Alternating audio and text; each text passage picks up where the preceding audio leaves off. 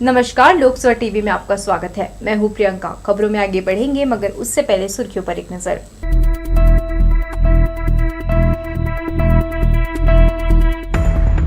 Sargaon bypass में दो ट्रकों के बीच जबरदस्त टक्कर, लगी आग, ड्राइवर की जलकर मौत।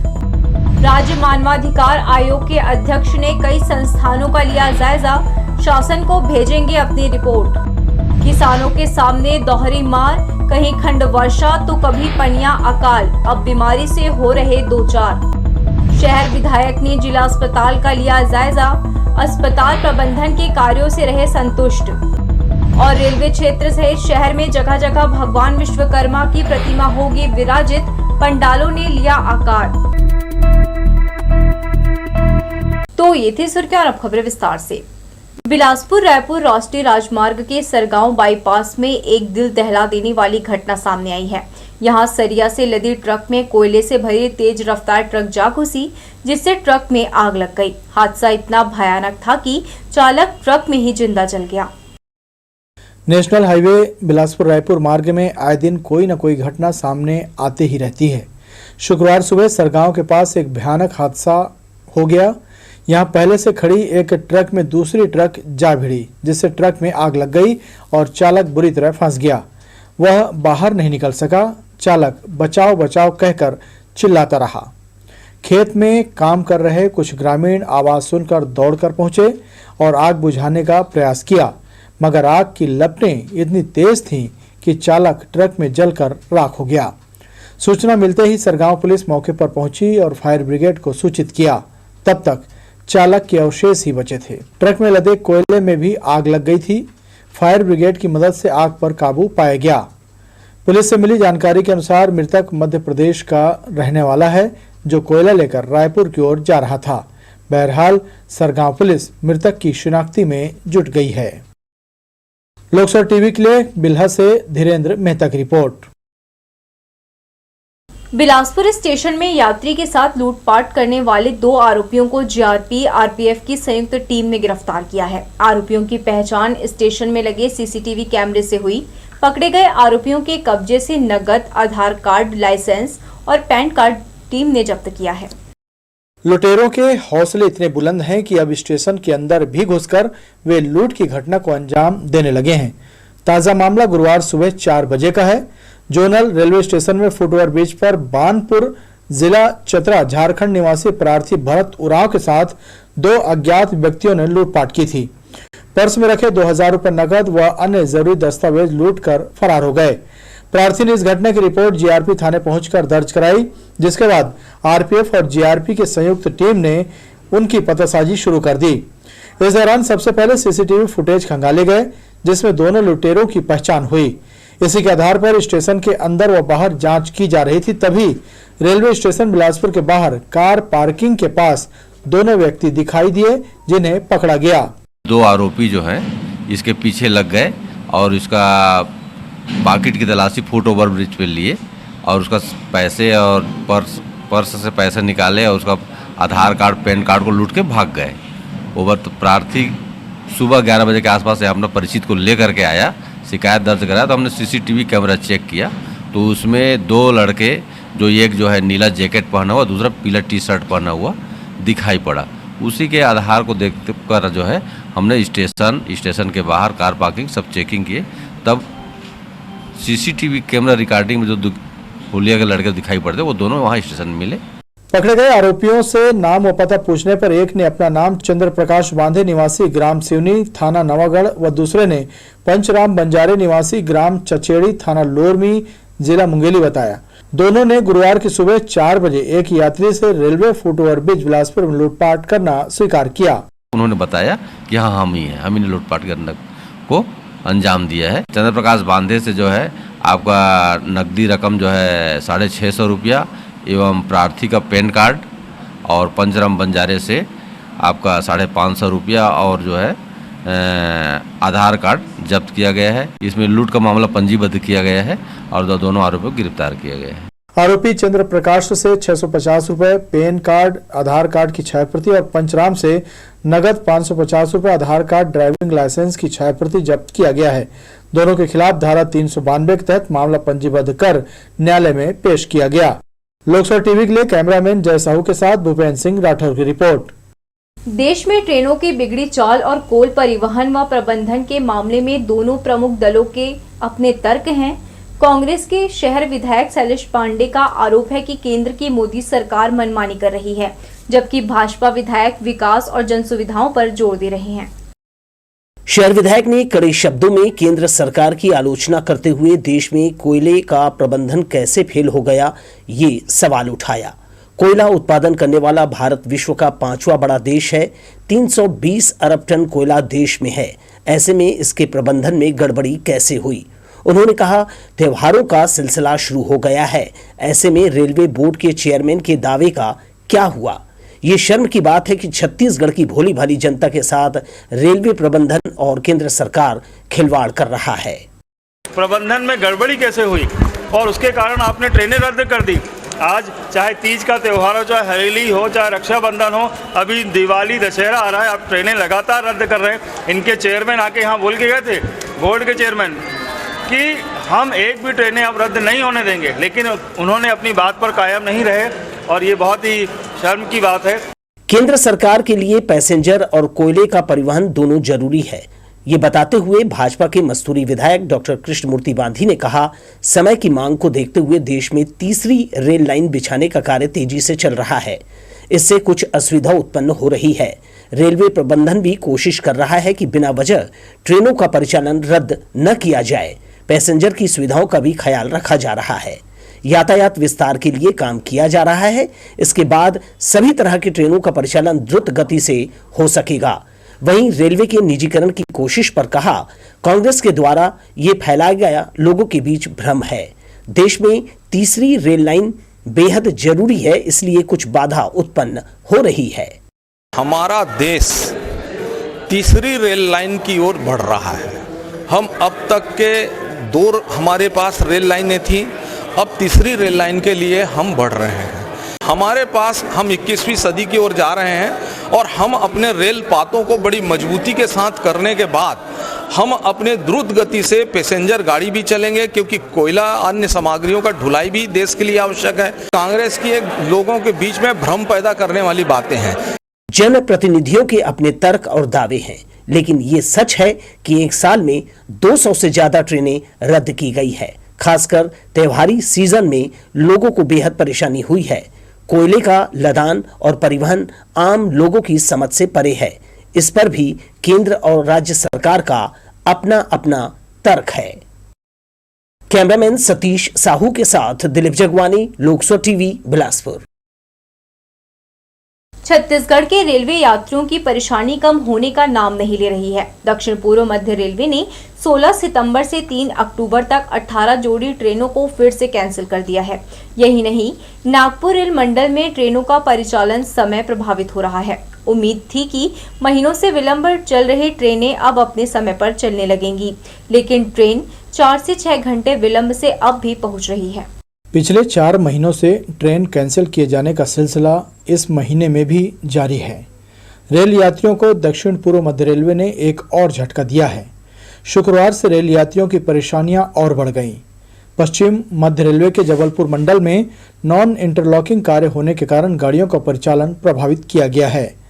रेलवे ने 3 अक्टूबर तक ट्रेनों को कैंसिल किया है। इसके अलावा बिलासपुर इतवारी इंटरसिटी एक्सप्रेस व कोरबा इतवारी शिवनाथ एक्सप्रेस पिछले कई महीनों से विलंब से चल रही हैं। शुक्रवार को भी यही हुआ। सुबह 7 बजे पहुंचने वाली शिवनाथ एक्सप्रेस 6 घंटे और दोपहर 1:30 बजे पहुंचने वाली इंटरसिटी एक्सप्रेस 4 घंटे विलंब से यानी शाम 4 बजे के बाद पहुंची। एक तो यात्री ट्रेनों के रद्द होने से परेशान है, तो वहीं दूसरी तरफ ट्रेनों की लेट लतीफी ने उनकी परेशानी को और बढ़ा दिया है। यात्रियों में रेलवे के इस कुप्रबंधन से खासी नाराजगी देखने को मिल रही है। ट्रेन तो लेट हो ही रही, तो बैठे बैठे परेशानी तो होती ही है।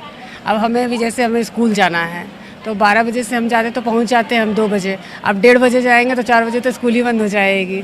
तो हमें सर DPS स्कूल जाना है। मैं इलाहाबाद से आई हूँ, तो वहाँ से ही ट्रेन लेट है। सारनाथ एक्सप्रेस वहाँ से लेट हुई, लगभग 5 घंटे लेट थी वो। अब यहाँ पे ये 1.5 घंटे लेट है। सर जो भी ट्रेन की समस्या है उसको सुलझाना चाहिए सर, और समय से जाए आए ताकि सभी यात्री को परेशानी ना हो, किसी को भी, है ना। ट्रेन तो रद्द हो ही रही है, प्रॉब्लम क्या है, लेट बहुत ज़्यादा हो रही है, 7-8 आवर्स ट्रेन लेट हो रही हैं, बहुत ज़्यादा प्रॉब्लम फेस करनी पड़ रही है। सुनने में ये है कि गवर्नमेंट ये जो मालगाड़ी है इनको ज़्यादा प्रॉफिट हो रहा है, इसकी वजह से इनको ज़्यादा चालू कर रही है, पैसेंजर का कोई ध्यान नहीं दे रहा। अभी मेरे को बिलासपुर से ट्रेन पकड़ना है झारसुगुड़ा का, और मैं ऑलरेडी ट्रेन वो 7 घंटे लेट चल रही है उत्कल, जो कभी होता नहीं था, अभी ज़्यादा प्रॉब्लम फेस करना पड़ रहा है। व्यवस्था के लिए गवर्नमेंट को थोड़ा ध्यान देना चाहिए, पैसेंजर पैसा खर्च कर रहा है और फिर भी इतना मुसीबत झेलना पड़ रहा है उसको, तो इस चीज़ के बारे में थोड़ा सोचे गवर्नमेंट। अन्य दिशाओं के ट्रेनों की परिचालन स्थिति भी सही नहीं है। गुरुवार शाम 7:40 में पहुंचने वाली गोंदिया रायगढ़ जनशताब्दी एक्सप्रेस 13 घंटे बाद यानी शुक्रवार की सुबह पहुंची। इसी तरह हावड़ा मुंबई गीतांजलि एक्सप्रेस व शाम 4:30 बजे पहुंचने वाली पुणे आजाद हिंद एक्सप्रेस दूसरे दिन शुक्रवार को सुबह 4:30 बजे बिलासपुर रेलवे स्टेशन आई। इन ट्रेनों के लिए यात्रियों को स्टेशन में रत जगह करना पड़ा। लोकसभा टीवी के लिए कैमरामैन जय साहू के साथ भूपेंद्र सिंह राठौर की रिपोर्ट। पूर्व डीजी व राज्य मानव अधिकार आयोग के अध्यक्ष गिरधारी नायक शुक्रवार को सेंट्रल जेल सहित विभिन्न स्थानों का टीम के साथ निरीक्षण किया। जिला अस्पताल पहुंचे आयोग के दल को वहां कई खामियां मिली। मीडिया से चर्चा के दौरान उन्होंने जांच को गोपनीय बताते हुए कहा कि इसकी रिपोर्ट शासन को सौंपी जाएगी। राज्य मानव अधिकार आयोग के अध्यक्ष व पूर्व डीजीपी गिरधारी लाल नायक शुक्रवार की सुबह अपनी टीम के साथ बिलासपुर पहुंचे।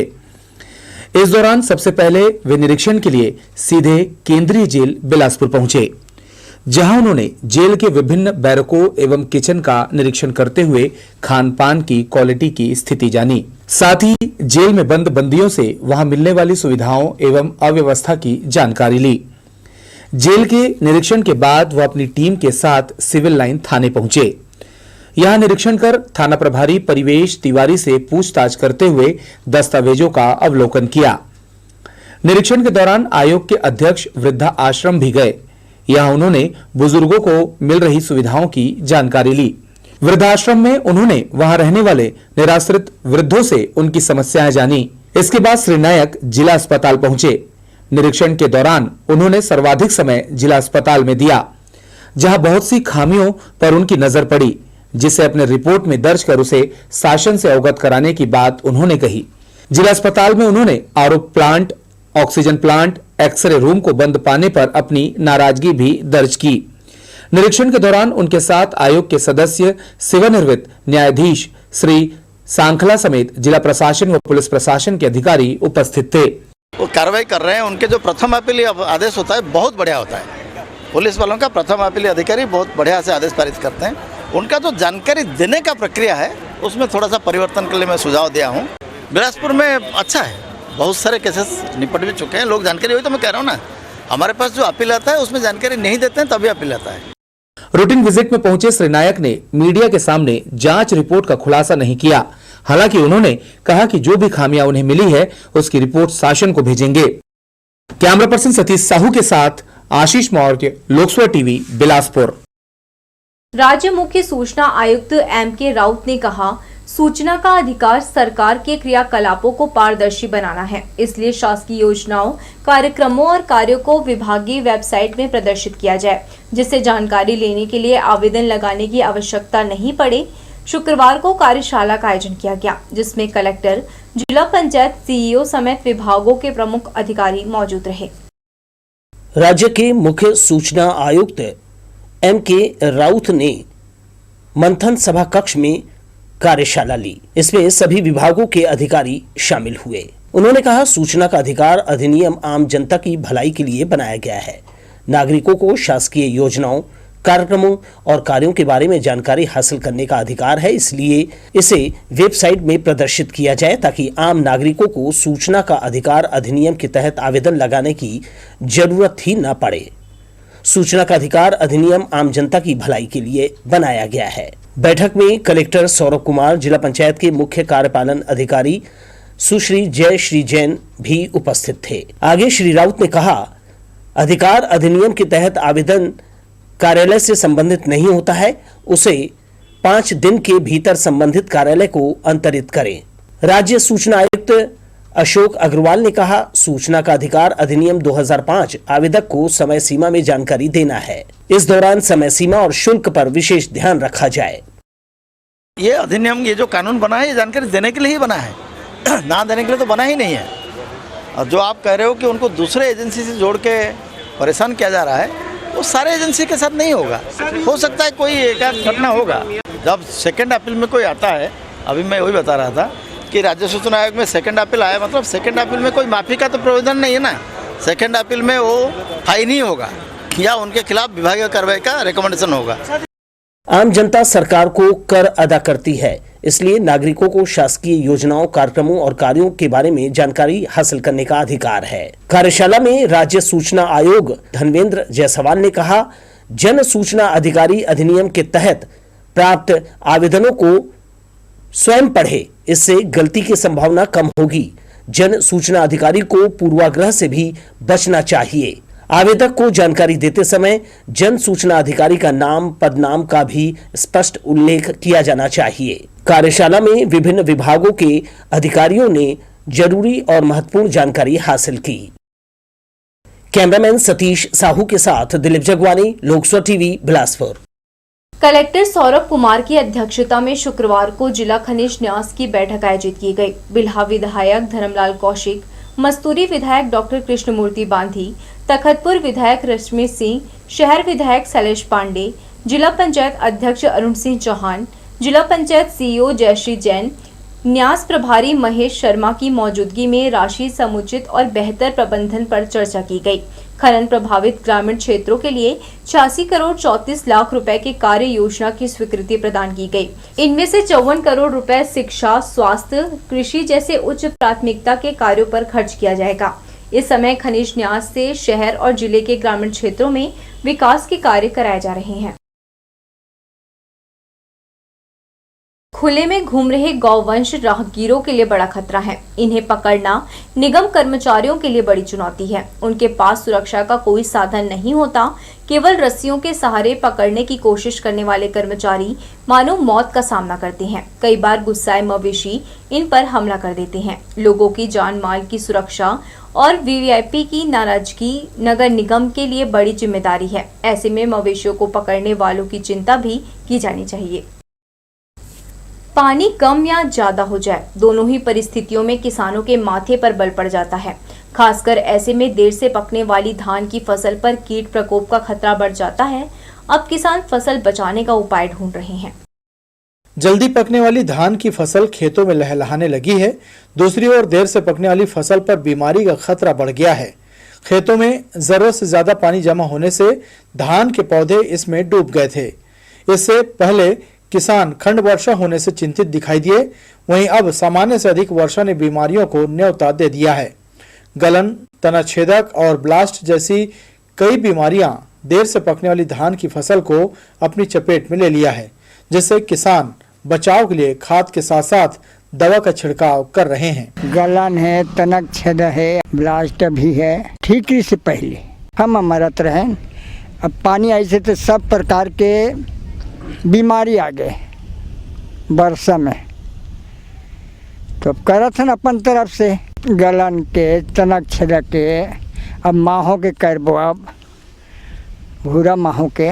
धान में भी का है, हमार मन के भी सड़न गलन तना छेदक सब आए है। पानी ज़्यादा वर्षा हो गए और मौसम भी ख़राब है। 3 दिन से पानी गिरा थे, कुछ दवाई डाला भी नहीं बना थे मौसम के नाम से, रुक रुक के डाला था। ऐसे करिए अब बीमारी तो रोक नहीं सकन, जिन भी अपन समस्या अपन करा था, दवाई डाला था। फसल पूरी तरह तैयार होने में अभी 2 महीने से ज्यादा का वक्त बाकी है। अब ऐसे में फसल बचाने को लेकर किसानों की परेशानी बनी हुई है। लोकसभा टीवी के लिए बिल्हा से धीरेन्द्र मेहता की रिपोर्ट। मुंगेली शहर को व्यवस्थित करने नगर पालिका और प्रशासन ने कमर कस लिया है। गुरुवार को गोल बाजार में अतिक्रमण के खिलाफ अभियान चलाकर कई लोगों का सामान भी जब्त किया गया। नगर पालिका अधिकारी ने बताया कि अतिक्रमण के कारण यातायात बाधित हो रहा है। आए दिन इस मार्ग पर जाम की स्थिति बनी रहती है, जिसके कारण यह अभियान लगातार चलाया जाएगा। प्रदेश भाजपा प्रवक्ता मस्तूरी विधायक डॉक्टर कृष्णमूर्ति बांधी ने आदिवासियों की 12 जातियों में मात्रात्मक गलती को सुधार कर अनुसूचित जनजाति में शामिल किए जाने केंद्र सरकार के निर्णय के लिए मोदी सरकार का आभार जताया है। उन्होंने कहा है कि राज्य के मुख्यमंत्री बेवजह इसमें श्रेय लेने का प्रयास कर रहे हैं। श्री बांधी के मुताबिक पूर्व में डॉक्टर रमन सिंह की सरकार में इस मामले में पहल की गई थी, जिसका परिणाम अब आया है।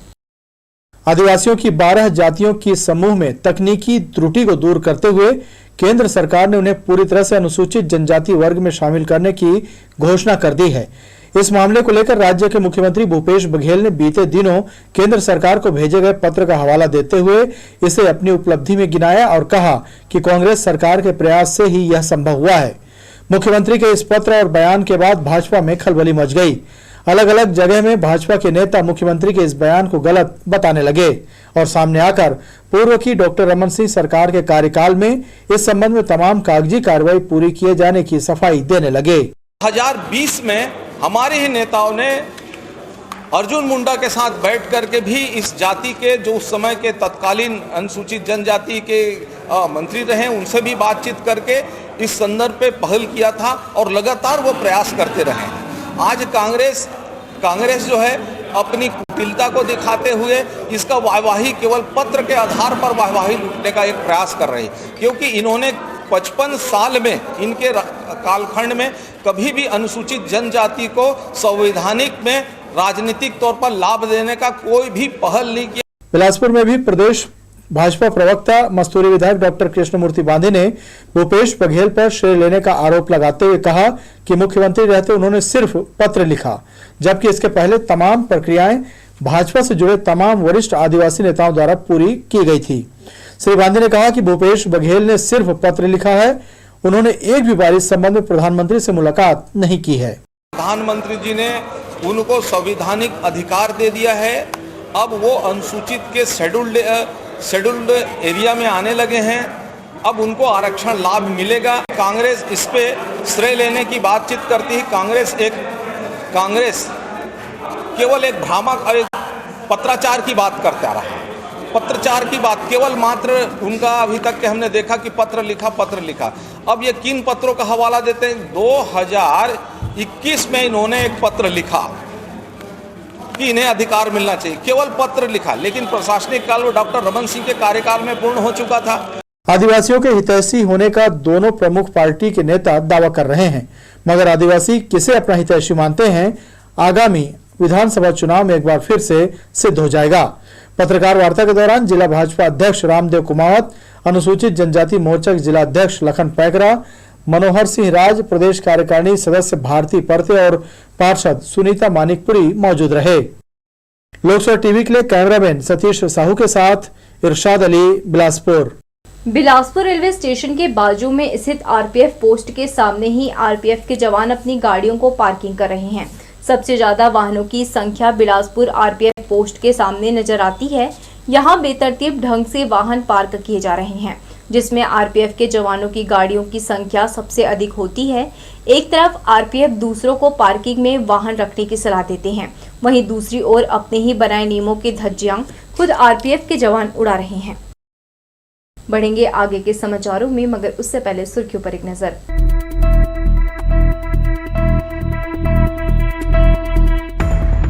सरगांव बाईपास में 2 ट्रकों के बीच जबरदस्त टक्कर, लगी आग, ड्राइवर की जलकर मौत।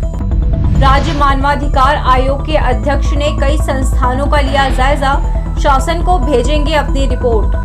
किसानों के सामने दोहरी मार, कहीं खंड वर्षा तो कभी पनिया अकाल, अब बीमारी से हो रहे 2-4। शहर विधायक ने जिला अस्पताल का लिया जायजा, अस्पताल प्रबंधन के कार्यों से रहे संतुष्ट। और रेलवे क्षेत्र सहित शहर में जगह जगह भगवान विश्वकर्मा की प्रतिमा होगी विराजित, पंडालों ने लिया आकार। शहर विधायक शैलेश पांडे ने शुक्रवार को जिला अस्पताल जाकर वहां मरीज और उनके परिजनों को मिल रही सुविधाओं की जानकारी ली। श्री पांडे ने अस्पताल में मौजूद डॉक्टर और मरीज के परिजनों से भी उनकी समस्याएं पूछी। विधायक का मानना है कि वर्तमान में जिला अस्पताल भरोसेमंद हो गया है। समय समय पर बिलासपुर शहर के विधायक शैलेश पांडे विभिन्न संस्थानों का निरीक्षण कर लोगों को मिल रही सुविधाएं और कार्यों की प्रगति की जानकारी लेते रहते हैं। इसी कड़ी में शुक्रवार को विधायक ने जिला अस्पताल जाकर वहां आकस्मिक निरीक्षण किया। अस्पताल में मौजूद मरीज और परिजनों से जिला अस्पताल प्रबंधन द्वारा दी जा रही सुविधाओं की जानकारी ली। श्री पांडे के मुताबिक जिला अस्पताल में मिल रही सुविधाएं मरीजों को भा गई हैं, किसी तरह की उन्हें कोई शिकायत नहीं है। वहाँ के वातावरण से, वहाँ की सर्विसेज से, वहाँ के इंफ्रास्ट्रक्चर से, तो जिला अस्पताल का जो स्तर है वो बढ़ा है हमारे इस 2-3 वर्षों में। सुबह यहाँ पर जो मरीज यहाँ दिखाने के लिए आए थे तो भीड़ से ही मिला मैं जाके, उन डॉक्टरों को भी देखा जो ओपीडी में थे। तो कोशिश कर रहे हैं और जितना बेहतर हो सके उतना और बेहतर करने का प्रयास करेंगे। श्री पांडे ने बताया कि जिला अस्पताल में अभी भी एक फ्लोर को कोविड-19 के मरीजों के लिए सुरक्षित रखा गया है, क्योंकि अभी भी कुछ मरीज कोविड-19 के इलाज के लिए आ जाते हैं। इसलिए कोविड-19 वाले एक फ्लोर को अभी डिस्टर्ब नहीं किया जा रहा है।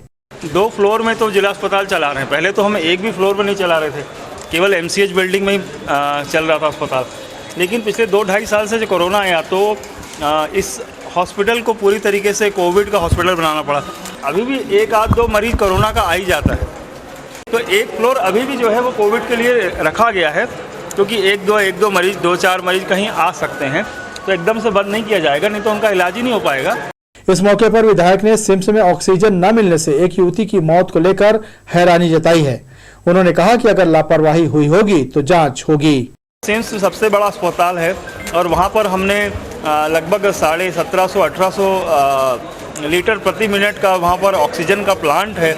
इसके साथ साथ सिम्स में जो है वो बहुत सारे सिलेंडर बेस्ड भी सिस्टम है। तो मुझे नहीं लगता ऐसा होना चाहिए। अगर कोई कहीं लापरवाही हुई होगी तो उसे जांच का विषय देखा जाएगा। श्री पांडे ने अस्पताल परिसर का एक वार्ड जाकर देखा। यहाँ काम कर रहे नर्स, वार्ड बॉय और डॉक्टरों से मरीजों को दी जाने वाली और कार्यरत स्टाफ को मिल रही सुविधाओं की भी जानकारी प्राप्त की। लोकसभा टीवी के लिए कैमरामैन सतीश साहू के साथ इरशाद अली, बिलासपुर।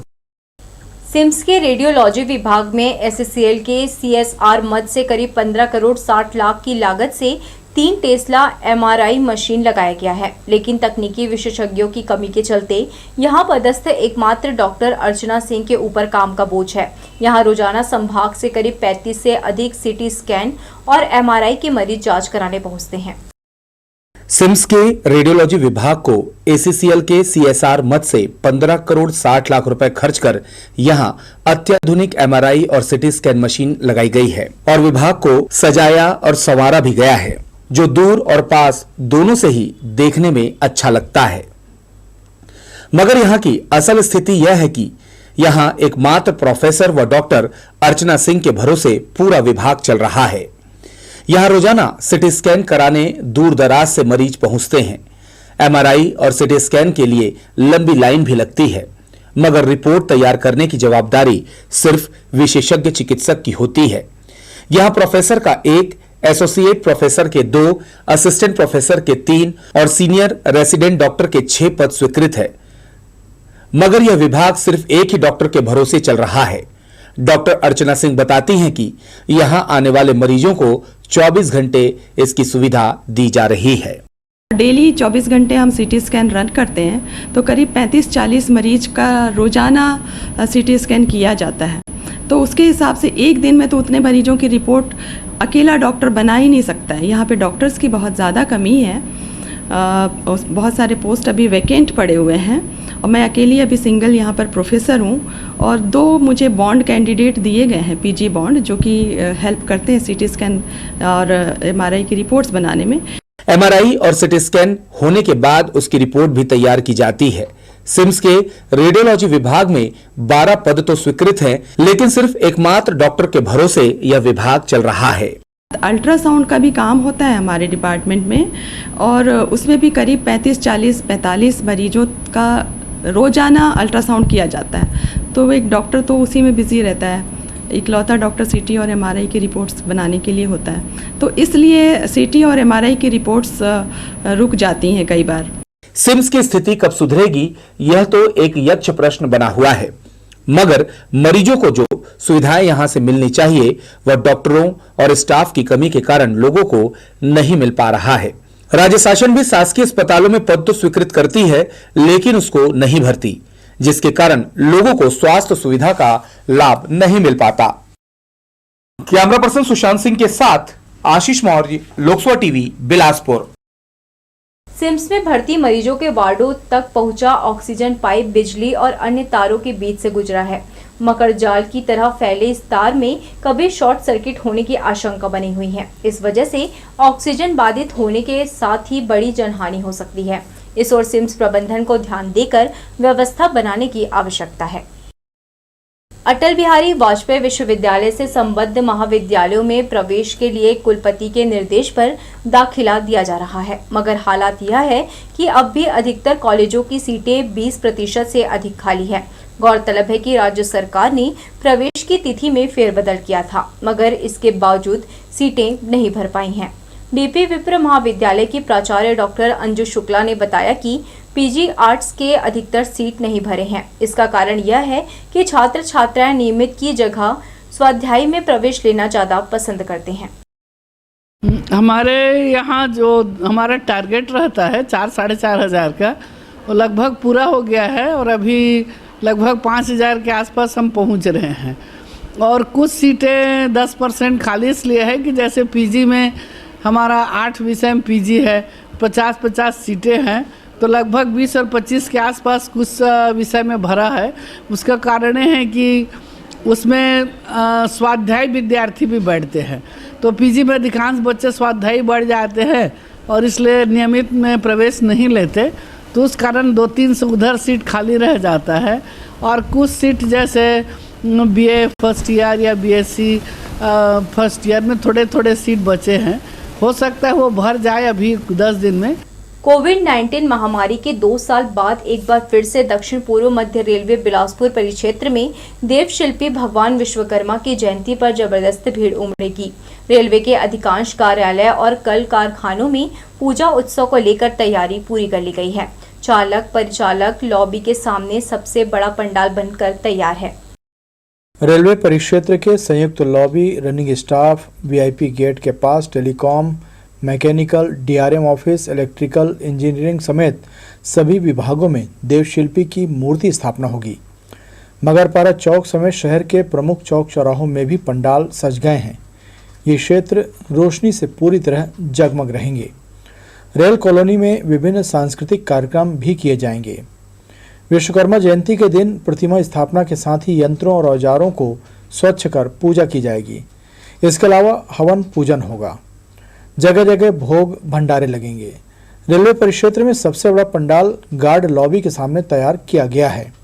कोरोना काल के बाद इस बार भव्य रूप से विश्वकर्मा पूजा की तैयारी यहां की जा रही है, जिसे लेकर यहां के सदस्यों में खासा उत्साह देखने को मिल रहा है। खास तौर पर ये रेल परिक्षेत्र में रेल कर्मचारी जो है, जो खास तौर पर औजार से जो काम करते हैं, उनके लिए एक बहुत बड़ा पर्व त्यौहार है। तो तमाम औजार को पूजा किया जाता है और उसी संदर्भ में विश्वकर्मा जी को बैठाया जाता है। खास तौर पर प्राय हर जो डिपो है बिलासपुर में, जहाँ कर्मचारी है, वहाँ पे इस भगवान को स्थापना की जाती है, उनकी पूजा की जाती है। बढ़िया से बढ़िया मतलब साजो सामान के साथ सजाया जाता है। अभी पे जो है यहाँ पे जो स्थापना की जा रही है, यहाँ लोको पायलट, ट्रेन मैनेजर और CNW जो मतलब ट्रेन की मरम्मत करते हैं, उन विभाग के तरफ से यहाँ पे भगवान को, विश्वकर्मा जी को बैठाया जा रहा है। बता दें कि कोरोना महामारी के मंद पड़ते ही परिस्थितियां सामान्य होने के बाद इस साल पूजन उत्सव को लेकर लोगों में उत्साह है। पंडितों के अनुसार वास्तु पूजन व यज्ञ में उत्तर ईशान मध्यम में विश्वकर्मा की पूजा का विधान प्राचीन काल से किया जा रहा है। धन धान्य, सुख समृद्धि व शिल्प शास्त्र में निर्विघ्न सफलता भगवान विश्वकर्मा के पूजन से मिलती है। यही कारण है कि वर्षों से रेलवे परिक्षेत्र में विश्वकर्मा जयंती को लेकर खासा उत्साह रहता है। झांकियां भी सजाई जाती हैं। लोकसभा टीवी के लिए कैमरामैन जय साहू के साथ भूपेंद्र सिंह राठौर की रिपोर्ट।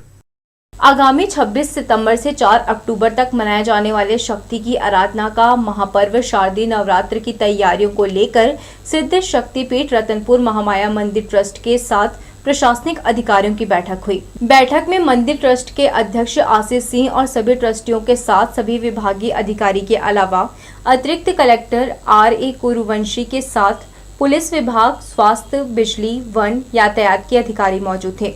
कोरोना के कारण जिन आयोजनों और कार्यक्रमों पर पाबंदी लगी थी वे इस बार सामान्य रूप से आयोजित किए जाएंगे। केवल परिसर में लगने वाला मेला इस बार भी नहीं लगेगा। शक्ति के इस पर्व में प्रदेश और देश भर से लाखों श्रद्धालु दर्शन के लिए मां महामाया मंदिर पहुंचेंगे। सप्तमी तिथि को बड़ी संख्या में माता के भक्त पदयात्रा करते हुए रतनपुर आएंगे। पदयात्रियों की वापसी के लिए 50 बसों की मांग मंदिर ट्रस्ट द्वारा यातायात विभाग से की गई है। किनारे जो सुविधा केंद्र बनाते हैं विभिन्न सामाजिक संस्थाओं के द्वारा, उनको भी रोड से दूर लगाने के लिए निर्देश दिया गया है। शासन द्वारा प्रतिबंधित किया गया है जो अमानक पॉलीथीन है उसको जब्ती की कार्रवाई की जाएगी नगर पालिका के द्वारा। पर जो आगामी नवरात्रि है ये 2 साल बाद जो कोविड का जो प्रकोप कम हुआ है इससे भीड़ की संभावना ज़्यादा है, उसी को लेकर अभी मंदिर समिति द्वारा मीटिंग ली गई थी और उन्होंने अपने सुझाव भी रखे हैं जिसको ध्यान में रख के ही सुरक्षा व्यवस्था लगाई जाएगी। विशेष रूप से ट्रैफिक की व्यवस्था, जो पैदल पदयात्री है उसको लेकर और जो दुकानें लगाई जाती हैं उसको लेकर। इसके अलावा छुट्टी के दिनों में भीड़ की जो संभावना ज़्यादा रहेगी तो उसी सब देख के व्यवस्था लगाई जा रही है कि महामाया में 26 तारीख से नवरात्रि पर्व प्रारंभ हो रहा है। तो एक परंपरा रही है कि महामाया ट्रस्ट के ट्रस्टियों एवं माननीय कलेक्टर महोदय की अध्यक्षता में एक बैठक होती है। आज उसी की बैठक थी और इसमें जो पुराने जो भी प्रक्रिया थी उसको ही पूरा फॉलो किया गया है। इस बार एक सुविधा दी गई है कि केवल सोशल डिस्टेंसिंग रखें, मास्क से छूट दिया गया है। जो पदयात्री हैं उनके लिए बस की व्यवस्था की गई है, रास्ते में लाइट की व्यवस्था की गई है। बाबा थाहिरिया सिंह जरहाभाटा सिंधी कॉलोनी स्थित दरबार में 3 दिवसीय महान कीर्तन दरबार सजाया गया। संत माता राधाबाई अम्मा जी की याद में 40वें वार्षिक पुण्यतिथि पर नवसारी गुजरात से आए सनी मूलचंदानी भाई साहब जी के द्वारा सात संगत को सत्संग कीर्तन में निहाल किया गया। रात 9 बजे से सभी गुरु प्रेमी गुरु दरबार पहुंचकर कीर्तन दरबार में शामिल हुए। धन गुरु नानक दरबार डेरा संत बाबा थायरा सिंह साहेब जी जराभाटा सिंधी कॉलोनी 3 दिवसीय सत्संग कीर्तन का आयोजन किया गया है। संत माता राधाबाई अद्दी अम्मा ब्रह्मज्ञानी जिनके याद विच वर्षीय उपलक्ष्य में 3 दिनों का महान कीर्तन दरबार सजाया गया है। नवसारी से सन्नी मूलचंदानी जी आए हुए हैं। रात्रि 9 बजे से आरंभ रहता है कीर्तन। आपके चैनल के माध्यम से सारी संगत से विनती करते हैं अपना जीवन सफल करें कीर्तन सत्संग में अपना टाइम देकर।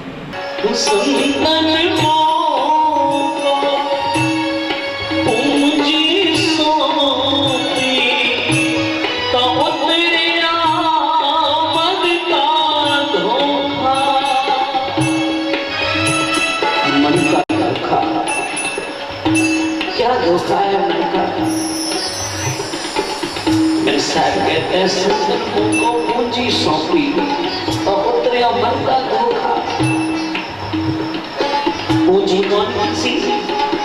नाम की पूंजी। जब संतों ने गुरु ने मुझे नाम की पूंजी सौंपी मेरे मन के धोखे सारे उतर गए। कौन सा धोखा? सबसे बड़ा धोखा यही है कि मैं कभी नहीं मरूंगा। प्यार से आंखों सतना। सड़क से पूजा पंडाल हटाने समिति संचालकों को जिला प्रशासन ने 24 घंटे की मोहलत दी है। ट्रैफिक में बाधा उत्पन्न करने वाली समितियों की जानकारी लेने प्रशासन, पुलिस और निगम अधिकारियों का एक संयुक्त दल तैयार हो रहे पंडालों का निरीक्षण करने पहुंचा था। दुर्गा उत्सव पर शहर में उमड़ने वाली भीड़ से यातायात व्यवस्था चरमरा जाती है। इसकी बड़ी वजह है पूजा पंडालों का सड़क पर लगना। इस बरस ऐसे पूजा समितियों को चेतावनी दी गई है जो सड़क पर कब्जा कर उत्सव मनाते हैं। इससे आम नागरिकों को भारी परेशानी का सामना करना पड़ता है। जिला पुलिस और नगर निगम की संयुक्त टीम निरीक्षण पर निकली। मगरपारा चौक के पास विश्वकर्मा पूजा उत्सव मनाने की तैयारी कर रहे युवाओं को सीएसपी स्नेहिल साहू ने जमकर लताड़ा और कहा, सड़क घेर कर पूजा उत्सव का आयोजन करने से नागरिकों को परेशान होना पड़ेगा। आयोजकों को तत्काल बांस बलियां हटाने का निर्देश दिया। अप्रिय स्थिति से निपटने दल में पुलिस के आधा दर्जन जवान शामिल थे। इस दौरान मगरपाड़ा चौक के आसपास वाहनों की कतार लग गई। रिंग रोड नंबर 2 से मंगला चौक होते हुए अधिकारी तेलीपारा पहुंचे। यहां सड़क के बीचों बीच पंडाल लगाकर सजावट के लिए लोहे के पैनल खड़े किए गए हैं। समिति के लोगों को मौके पर बुलवाकर सिविल लाइन सीएसपी मंजुलता बाज और कोतवाली थाना सीएसपी स्नेहिल साहू ने कड़ी हिदायत दी। सड़क से पंडाल सामग्री हटाने और इसकी मॉनिटरिंग करने नगर निगम जोन क्रमांक 5 के कमिश्नर और अतिक्रमण दल प्रभारी प्रमिल शर्मा से कहा है। आदेश का पालन नहीं करने वालों के खिलाफ कानूनी कार्यवाही करने की बात कही गई है। जो पंडाल ट्रैफिक में बाधा उत्पन्न कर रहे हैं उन्हें हिदायत दी जा रही है कि वो अपना पंडाल एक सीमित स्थान तक ही रखें ताकि आवागमन जो है वो बाधित ना हो, और उन्हें अभी हिदायत दी जा रही है यदि वो हिदायत का पालन नहीं करेंगे तो उनके विरुद्ध विधि विरुद्ध कार्रवाई की जाएगी। तेलीपारा से बस स्टैंड और मसानगंज इलाके में भी पूजा उत्सव की तैयारियों में ट्रैफिक नियमों की अनदेखी पाई गई। समिति संचालकों को पंडाल छोटा करने और सड़क पर कब्जा नहीं करने की चेतावनी दी है। कैमरामैन जयेंद्र गोले के साथ दिलीप जगवानी, लोकसभा टीवी, बिलासपुर। तो ये थी हमारी लोकसभा टीवी की तमाम खबरें। अगले बुलेटिन में आपसे फिर होगी मुलाकात। तब तक के लिए पूरी टीम के साथ प्रियंका को दीजिए इजाजत। नमस्कार।